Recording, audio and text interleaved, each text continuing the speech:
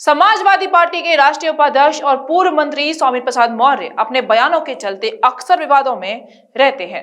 हाल ही में उन्होंने पवित्र ग्रंथ श्री रामचरितमानस पर आपत्तिजनक बयान दिया है, जिसके बाद से वे बीजेपी नेताओं और हिंदू संगठनों के निशाने पर आ गए हैं।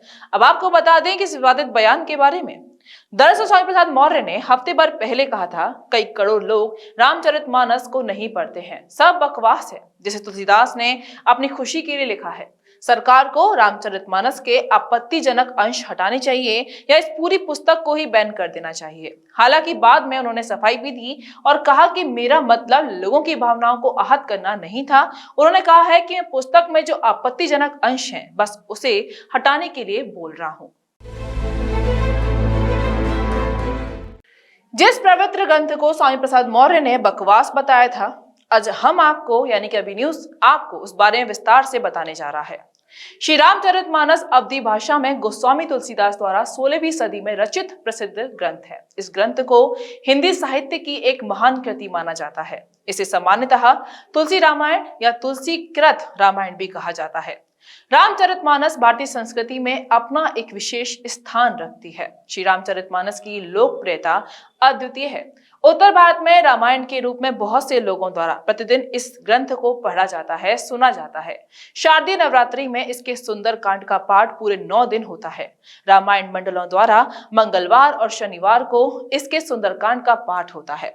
श्री रामचरितमानस के नायक राम हैं, जिनको एक मर्यादा पुरुषोत्तम के रूप में दर्शाया गया है, जो कि अखिल ब्रह्मांड के स्वामी हरिनारायण भगवान के अवतार हैं। जबकि महर्षि वाल्मीकि कृत रामायण में राम को एक आदर्श चरित्र मानव के रूप में दर्शाया गया है, जो संपूर्ण मानव समाज को सिखाता है कि जीवन को किस प्रकार जिया जाए, भले ही उसमें कितने भी विघ्न क्यों न हो।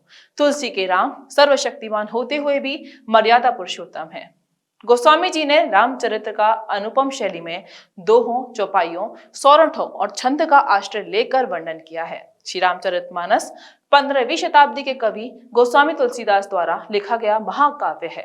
जैसा कि स्वयं गोस्वामी जी ने रामचरितमानस के बालकांड में लिखा है कि उन्होंने रामचरितमानस की रचना का आरंभ अयोध्या में विक्रत संवत 1631 को रामनवमी के दिन मंगलवार को किया था। गीता प्रेस गोरखपुर के संपादक हनुमान प्रसाद पोद्दार के मुताबिक रामचरितमानस को लिखने में गोस्वामी तुलसीदास जी को 2 वर्ष 7 माह और 26 दिन का समय लगा था और उन्होंने इसे संवत 1633 के मार्गशीर्ष शुक्ल पक्ष में राम विवाह के दिन पूर्ण किया था। इस महाकाव्य की भाषा अवधी है। रामचरितमानस में गोस्वामी जी ने रामचंद्र के निर्मल और विशुद्ध चरित्र का वर्णन किया है। महर्षि वाल्मीकि द्वारा रचित संस्कृत रामायण को रामचरितमानस का आधार माना जाता है। यद्यपि रामायण और रामचरितमानस दोनों में ही राम के चरित्र का वर्णन है, परंतु दोनों ही महाकाव्यों के रचने वाले कवियों की लिखने की शैली में उल्लेखनीय अंतर है।